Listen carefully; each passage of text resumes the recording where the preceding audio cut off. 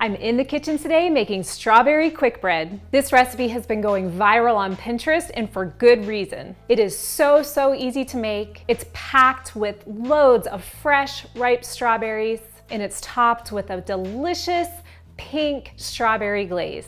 Let me show you how to make this strawberry quick bread.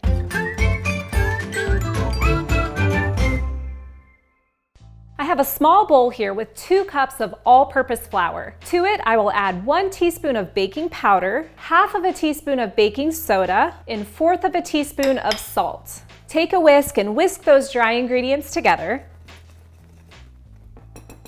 Then set those aside and grab a larger bowl to mix up the wet ingredients.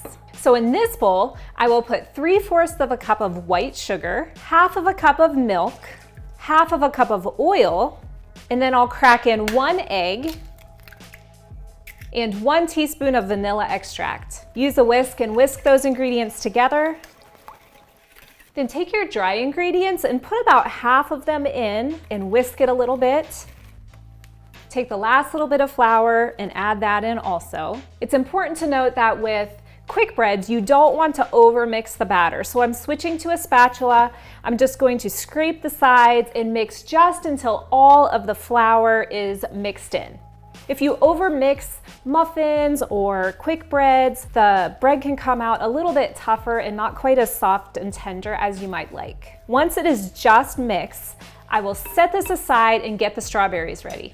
So I'll get another bowl and I have 2 cups of fresh strawberries, and I took the stem off of them, I washed them, took the stem off, and then I diced those strawberries up in little teeny pieces. Now, because we don't want the strawberries to sink to the bottom of the bowl, I'm gonna put in 2 tablespoons of all-purpose flour, and then take a spoon and just toss that together just a little bit. You don't need to mix it a lot, just coat the strawberries with that flour. Then I will bring my bread batter back in, and I will take the strawberries, add them to the bread batter,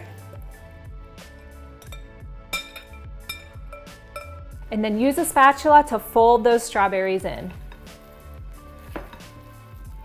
Again, you want to be careful not to overmix that batter. Mix just until the strawberries are all evenly dispersed throughout the bread batter. This quick bread bakes in a 9x5 loaf pan. So I have my loaf pan here. I'm going to take a little bit of pan grease. This is simply just a mixture of equal parts shortening, oil, and flour. It is great for just helping baked goods to come out of pans, whether it's a bread pan or a cake pan, very cleanly. If you don't want to mix up any pan grease, you can just spray the pan with cooking spray or grease it with shortening and then dust it with a little bit of flour, and your bread should come out just fine. Now it's time to fill that pan. The batter, as you can see, will be very thick. I have the oven preheated to 350 degrees Fahrenheit. Spread that batter out evenly in the pan. This bread bakes for about anywhere from 50 to 60 minutes. We find ours usually takes around 55 minutes. Don't open up the oven too many times or your bread may sink in the middle. Just turn on that oven light, make sure it looks like it's domed on top and looks done. And then when the top springs back, if you touch it, that's how you know it's done. Allow it to cool in the pan for 10 minutes and then turn it out onto a cake plate or onto a wire rack to cool completely. Then it's time to make the powdered sugar glaze. In this bowl, I have 1 cup of powdered sugar. To it, I'll add 1 tablespoon of melted butter, half of a teaspoon of vanilla extract, about 1/3 of a cup of finely chopped fresh strawberries, and then just mix that up a little bit. Now, depending on how juicy your strawberries are, you may not need to add any more milk or cream to thin out the glaze. But if your glaze isn't coming together exactly right, you can add about 1 tablespoon of heavy cream or milk, but we love the creaminess and flavor that heavy cream gives. And then mix that in. And just add a little bit more heavy cream until you get the desired texture of glaze that you would like. After the glaze is mixed up, it's time to spread it on top of that quick bread.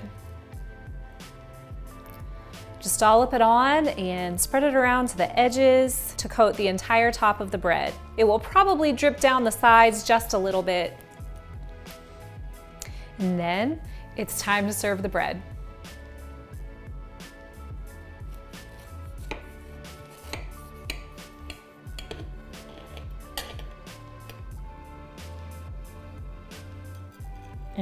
It looks perfect. I'm Julie from Taste of Lizzy Tea. Thanks for watching today. Be sure to like, subscribe, and check back next week for a new video.